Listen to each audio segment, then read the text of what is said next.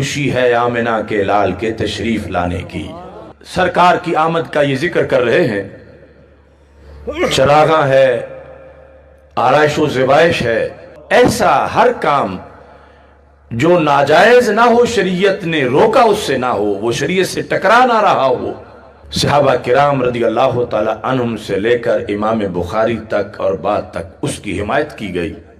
امام بخاری جب بخاری لکھ رہے تھے تو 16 سال لگ گئے بخاری لکھنے میں، اور یہ ہر فرقہ دیوبند ہوں یا غیر مقلد وہابی ہوں، ختم بخاری کے جلسوں میں یہ بات امام بخاری کی فضیلت میں بیان کرتے ہیں کہ امام بخاری کہتے ہیں میں نے بخاری لکھنے کا طریقہ یہ بنایا تھا، ما ودعت فی کتابی الصحیح حدیثا الا اغتسلت قبل ذلك وصلیت رکعتین، کہ میں نے یہ لازم کر لیا اپنے اوپر کہ میں ہر حدیث لکھنے سے پہلے صرف وضو ہی نہیں کروں گا، میں غسل کروں گا، اور غسل کر کے 2 رکعت نماز پڑھوں گا، اور پھر میں حدیث لکھوں گا۔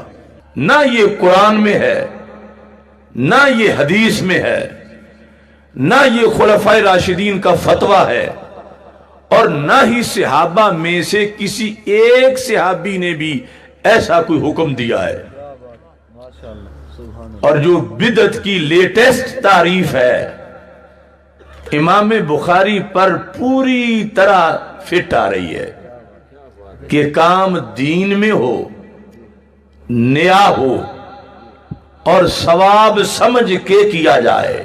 جو آج کچھ لوگوں کا سٹائل ہے مسلمانوں کو مشرک اور بدعتی قرار دینے کا، اس کے پیش نظر تو امام بخاری جیسا بڑے قد کا مسلمان بھی بدعتی ہونے سے نہیں بچتا۔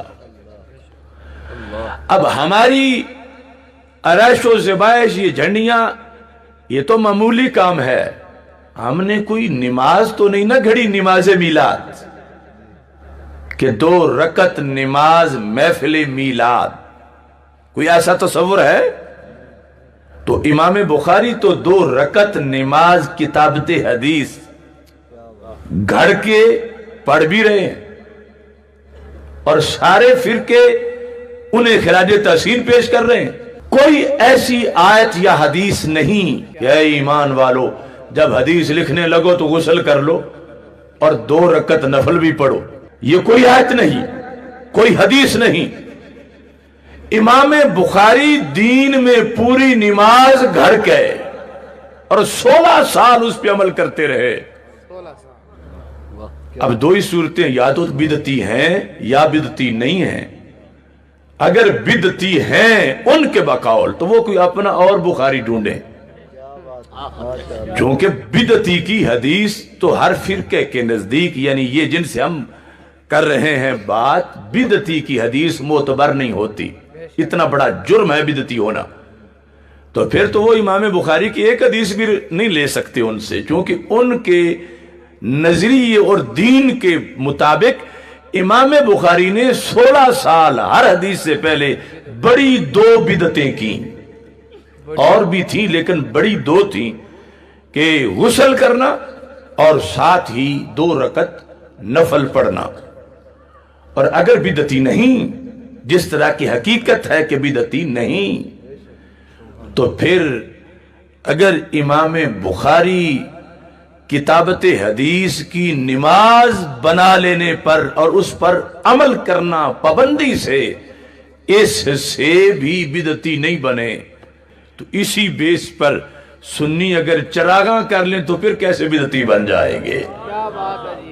کہ جب فلمیں گستاخانہ بن رہی ہوں اور یورپ کے گماشتے اکڑیں کہ یہ فریڈم آف ایکسپریشن اور فریڈم آف سپیچ ہے، ایسے حالات میں سنی سرکار کی آمد پر ان چیزوں سے ترجمانی کے لیے جس وقت یہ عمل کرتا ہے کہ جس سے شریعت میں روکا نہیں گیا، کہ جن کے دین کی تعظیم ہے ان کے دنیا میں آنے کے دن کی بھی تعظیم ہے، کہ جن پر آیا ہوا قرآن جس رات میں آیا وہ 1000 مہینے سے افضل ہو گئی، تو وہ خود جس رات میں آئے وہ پھر کتنی افضل ہوگی.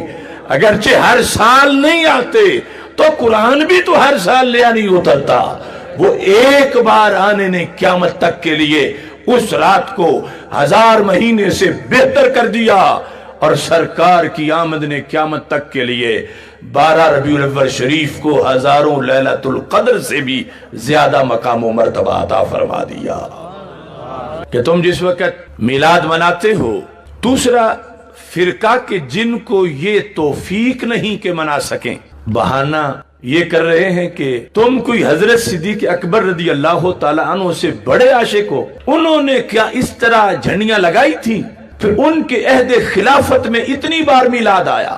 حضرت عمر رضی اللہ تعالیٰ عنہ کے زمانے میں اتنی بار 12 ربیع الاول شریف آیا. یہ پوچھا جاتا ہے نا تم سے، بے شک. تو میں ان کو سمجھانے کے لیے کاش کہ تیرے دل میں اتر جائے میری بات. میں پوچھتا ہوں کیا امام بخاری حضرت صدیق اکبر رضی اللہ تعالیٰ عنہ سے بڑے عاشق ہیں؟ تو ظاہر ہے کہ کروڑوں بخاری بھی حضرت صدیق اکبر کے گردے راہ تک بھی نہیں پہنچ سکتے. تو بڑے تو وہ ہیں. تو پھر کیا انہوں نے حدیث لکھنے سے پہلے غسل کر کے 2 رکعت نفل پڑھنے کا طریقہ اپنایا تھا؟ نہیں اپنایا تھا. تو پھر امام بخاری نے کیوں اپنا دیا؟ یعنی جو تم پہ اعتراض کر رہے ہیں وہ اعتراض 15ویں صدی کے سنی پر نہیں، وہ امام بخاری پر ہے. تو میں کہتا ہوں خلفائے راشدین نے بھی ہزاروں بار حدیث لکھی، ایک بار ہی دکھا دو کہ حدیث لکھنے کی کوئی نماز انہوں نے بھی پڑھی ہو. کہ بڑے عاشق وہی تھے، مگر یہ جو کچھ کر رہے ہیں بڑائی کی وجہ سے نہیں کر رہے، یہ اپنی محرومی اور کمی کا کچھ بدل پورا کرنا چاہتے ہیں. جنہوں نے سرکار دو عالم صلی اللہ علیہ وسلم کا چہرہ دیکھ کے حدیث کانوں سے سنی ہو، ان کو تو اس سے ہی دل میں جو کچھ مل گیا. وہ امام بخاری 16 سال بھی نہیں پا سکے، لیکن انہوں نے کہا جب وہ وقت نہیں ملا کہ سرکار کے سامنے بیٹھ کے سنتے تو کم از کم وقت تو آپ کے تصور میں گزرے، کم از کم اس کے لیے ہم کوئی اہتمام تو کریں. تو اس لیے امام بخاری بڑائی کی وجہ سے نہیں کہ پہلے کچھ نہیں کر سکے تو میں بہت کچھ کروں، بڑے عاشق پہلے ہی تھے. لیکن امام بخاری اس بیس پر کہ زمانہ محبوب کا نہیں مل سکا تو ہم ایسے طریقے ساتھ اپناتے ہیں. اگرچہ کام نیا کیا ہے مگر کیا سرکار کی محبت میں ہے، اور ادھر اللہ حکم دے رہا ہے کہ ان کی تعظیم کرو. تو یہ اسی تعظیم کے پیش نظر یہ کام کر رہے ہیں. نہ یہ بڑے ہیں اور نہ یہ ہے کہ پہلوں نے کوئی سستی کی ہے. جو ہر وقت محبوب صلی اللہ علیہ وسلم کا دیدار کر رہے ہوں ان کے لیے تو 1 سیکنڈ میں آنکھ کھولتے ہی جو کچھ انہیں مل جاتا تھا. ہم اگر سال بھر میلاد کی محفل سجائیں پھر بھی نہیں ملے گا. چونکہ تصور میں بیٹھیں، یاد کریں، رحمت کا نزول تو ہوگا، مگر یہ کام کہ سرکار کا دیدار ہو جائے، وہ دیدار جو ظاہری حیات والا تھا تو کیسے ہو سکتا ہے؟